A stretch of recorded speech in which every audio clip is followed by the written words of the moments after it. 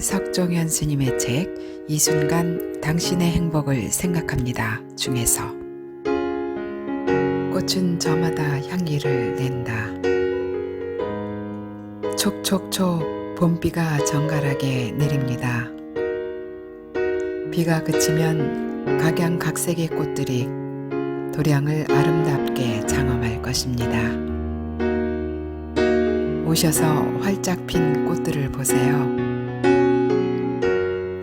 저마다 빨갛고 노란 자태를 마음껏 뽐내면서 봄 기운에 취해 춤을 출 터입니다. 꽃들은 참 진실합니다. 다른 빛깔로 피어있는 꽃들을 흉내내지 않습니다. 어떤 모방이나 경쟁, 시기나 질투가 없습니다. 빨간 꽃은 빨갛게, 노란 꽃은 노랗게. 다만 자기가 가진 고유한 빛깔과 향기를 피워낼 뿐 결코 다른 어떤 꽃도 흉내내지 않는 까닭에 전체적으로 완전하고 아름다운 꽃 세상을 창조해내는 것은 아닐까요? 이것이 대자연의 실상이며 숭고한 조화랍니다. 그런데 우리 인간은 어떻습니까? 오늘은 또 어디에서 잘못을 저지르고 있는지 모릅니다. 좀 더듬어 보면 금생의 시절 인연의 복으로 잠시 주어진 재물이나 명예 따위는 오용락의 삶에 이르게 하여 자신의 참된 본래 성품을 가로막습니다. 욕망과 모방, 질투와 경쟁이 가치관으로 살아가는 인간은 이 세상에 존재하는 영장류 중 유일하게 진실하지 못한 동물입니다. 미남 미녀들을 보게 되면 그와 같이 되고 싶은 욕망이 일어납니다.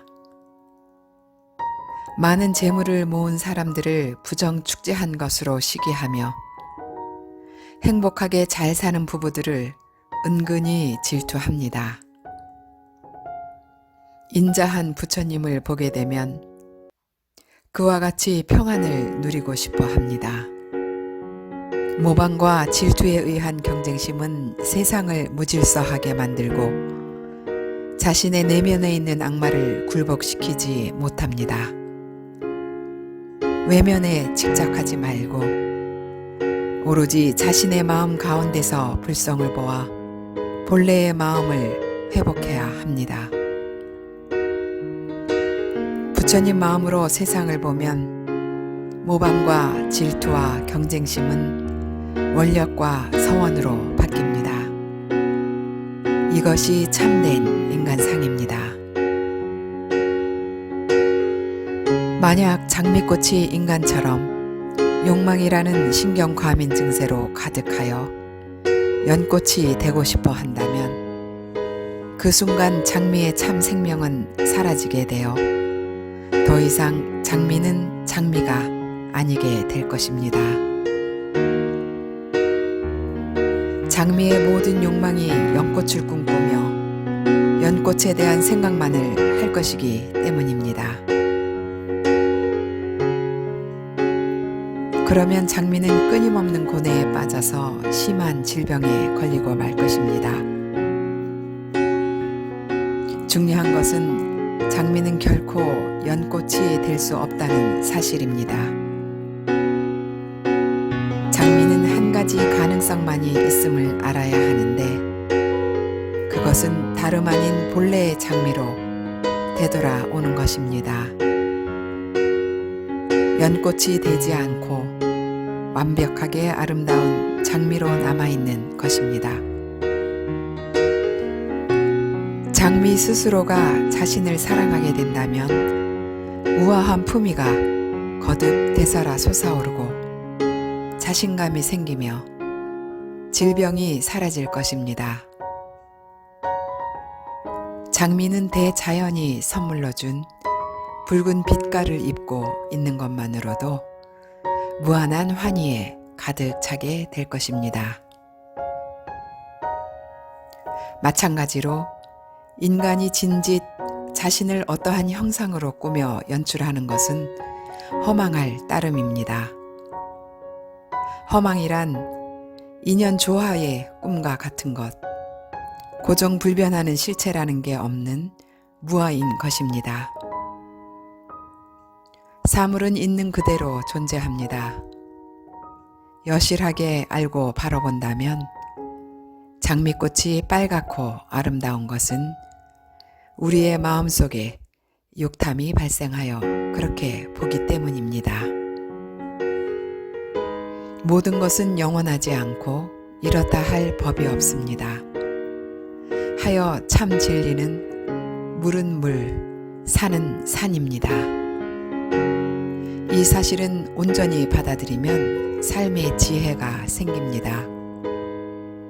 온갖 사견을 물리치고 양극단을 초월하여 너와 나, 우리가 함께 어우러지는 진리의 세상이 열립니다. 잡초나 들꽃이 존재하기에 그 가운데 장미가 아름다울 수 있는 것이며 장미가 존재하는 공덕은 잡초나 들꽃들의 차지입니다. 어느 것이든 다 나름대로 독특한 가치를 지니고 있습니다. 때문에 속된 것이 성스러운 것이 될 수 있고 예사로운 것이 특별한 것이 될 수 있으며 아주 사소한 것이 매우 수승한 것이 될 수 있고 길에 흔한 돌멩이가 귀한 보석이 될 수 있다는 사실에 비추어 보면 저 피아는 아주 특별한 곳에 있지 않음을 알게 됩니다. 당신이 만약 청명한 반야 바라미를 성취한다면 눈과 귀가 순결해질 것이며 모든 돌멩이들이 부처님의 화연으로 나타납니다. 반면 자기 마음 가는 대로 욕망에 이끌려 산다면 돌과 보석이라는 분별 속에 빠져 끝없는 윤회의 고통에 들고 납니다. 당신의 실제적 존재를 바로 보세요. 몸짓하는 주인공은 과연 누구인가? 듣고 맛보며 행위하는 그놈은 되간절 누구인가? 이런 의문을 품고 살아가야 합니다.